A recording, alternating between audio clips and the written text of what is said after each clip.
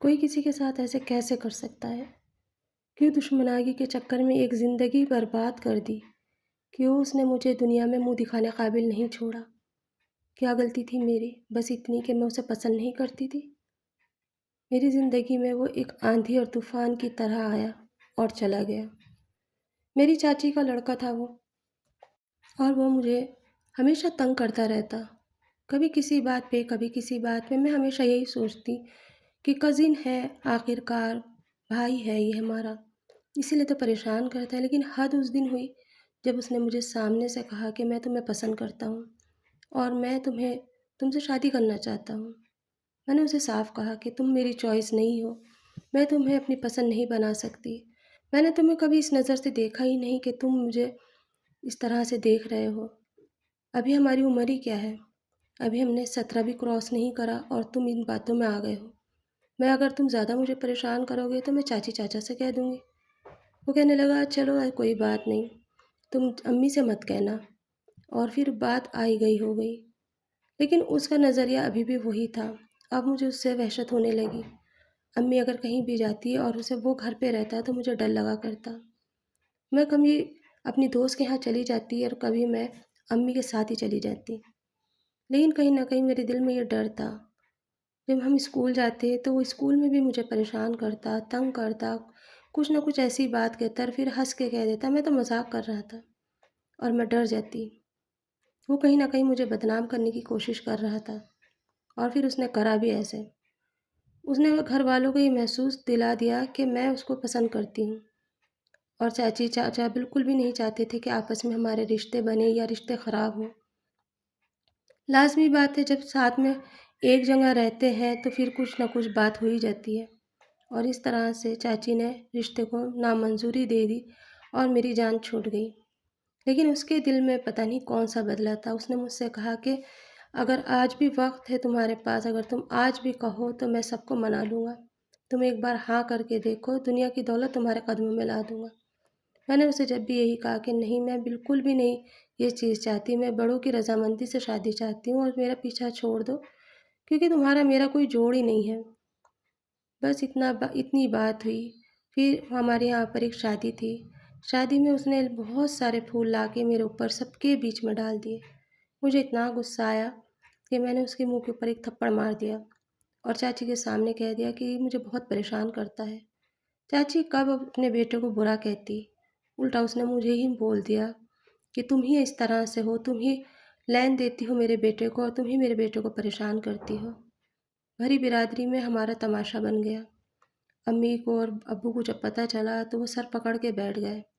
بھائیوں کے رشتے خراب ہو گئے اور ایک دوسرے کی شکلیں دیکھنے سے بیزار ہو گئے۔ بس وقت اس طرح سے گزرا کہ ہم سب ایک دوسرے سے الگ ہو گئے، لیکن ابھی میرا اسکول کالج باقی تھا۔ اسی بیچ میں ایک لڑکا روز ہمارے گھر پہ آیا کرتا اور بھائی سے بات کرتا اور مجھے دیکھا کرتا۔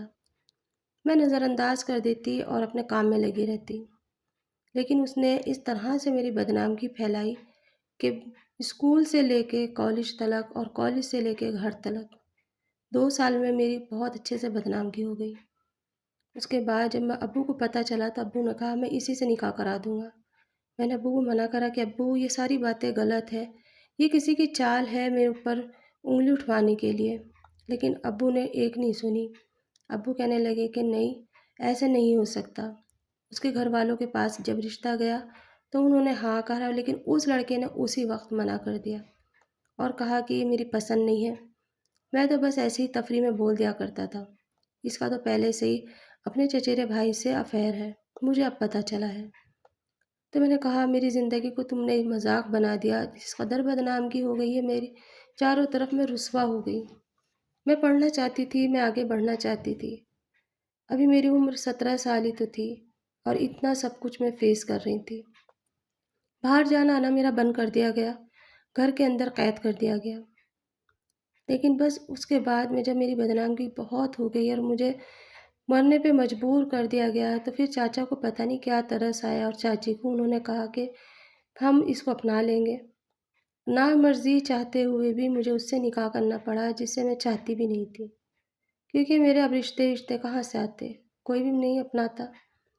میں نہیں سمجھ پا رہی تھی کہ یہ میرے ساتھ کس نے کیا کرا، کیا چال ہے کیا نہیں ہے۔ ابو نے میرا کالج اسکول سب بند کر دیا، میری پڑھائی آدھی ادھوری رہ گئی، گھر کے کام میں مجھے ڈال دیا گیا اور سارے الزام میرے اوپر رکھ دیے گئے۔ آتے جاتے امی باتیں سنا دیتی اور کبھی نہ کبھی ابو بھی کچھ نہ کچھ ایسا ٹوچن کہہ دیتے جو دل کو لگتی۔ خیر چاچی نے آ کے مجھے دوپٹہ اڑا دیا اس شخص کا جسے میں بالکل پسند نہیں کرتی تھی۔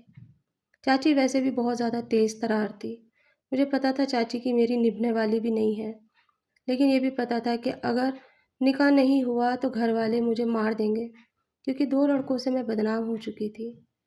میرا اللہ جانتا تھا میرے اس میں کوئی ہاتھ نہیں تھا، لیکن میرے ساتھ کون سی دشمناگی نکالی جا رہی تھی مجھے نہیں پتہ۔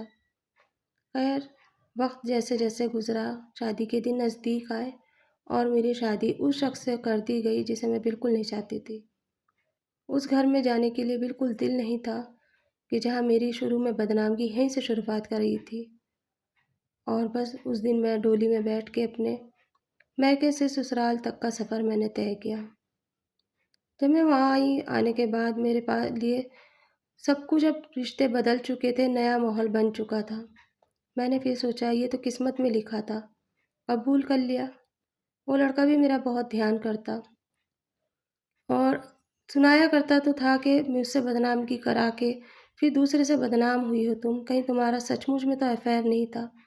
اور جب میں قسم کھاتی تو کہتا مجھے پتہ ہے تم ایسی نہیں ہو، مجھے پتہ ہے تم نے کبھی مجھے اس نظر سے نہیں دیکھا، لیکن دیکھو ہماری قسمت ایک ساتھ جڑی تھی، مجھے حاصل کرنا تھا اور میں نے حاصل کر لیا تمہیں، تم میری ہی تھی اور میری قسمت میں لکھی تھی۔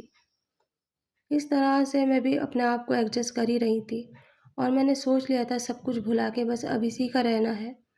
گھر والے بھی خوش تھے، میں بھی خوش تھی، لیکن ایک دن اچانک ہی میری زندگی میں ایک طوفان آیا۔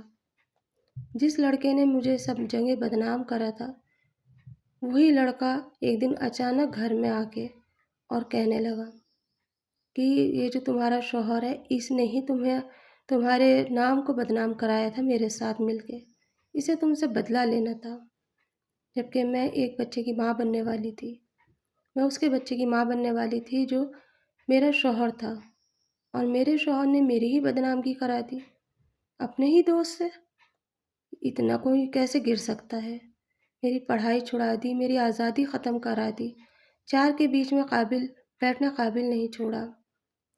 محفل میں جاتی تو کبھی کوئی کچھ کہتا تو کبھی کوئی کچھ کہتا، کوئی ہمدردی سے کہتا تو کوئی تانے دیتا کہ دیکھو بیچاری چاچی نے ہی چادر اڑائی آخرکار، ورنہ اتنی بدنام لڑکی کو کون اپنے گھر رکھ سکتا ہے۔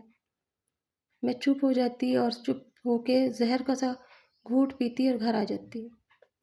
آج جب مجھے اس کی اصلیت کا پتہ چلا تو مجھے یقین نہیں آیا۔ میں نے اس سے کہا تم جھوٹ بول رہے ہو، تم نے ہی سب جگہ بات پھیلائی تھی، میرا سب کچھ زندگی کا جو بھی میری پڑھائی لکھائی سب بند کروا دی تم نے ہی۔ تو اس نے کہا تم شام میں اپنے شوہر سے ضرور پوچھنا، نہیں تو میں سامنے آ کے بات کروں گا۔ میں نے کہا کہ اگر اس نے میرے ساتھ اس طرح سے کرا تو تم نے کرا کیوں؟ تم منع کر دیتے۔ اس نے کہا کہ دشمناگی لی مجھ سے۔ کس چیز کی دشمناگی لے رہا تھا؟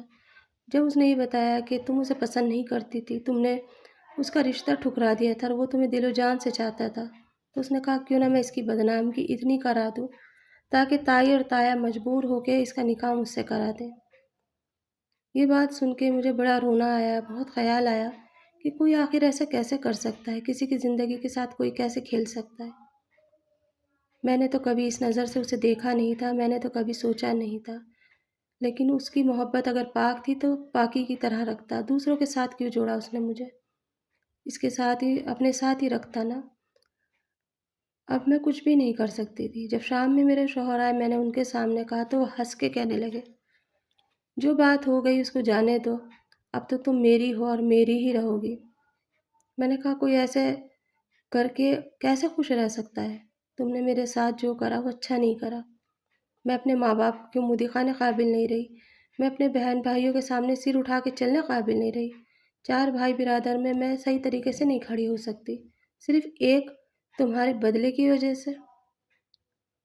بس وہ وہاں چپ ہو گیا اور پھر میں نے اس سے کہا کہ میں ایسے جھوٹے لوگوں کے ساتھ زندگی نہیں گزار سکتی جسے کسی کی عزت کا احساس ہی نہ ہو، اسی لیے بہتر یہی ہوگا کہ تم مجھے کھلا دے دو۔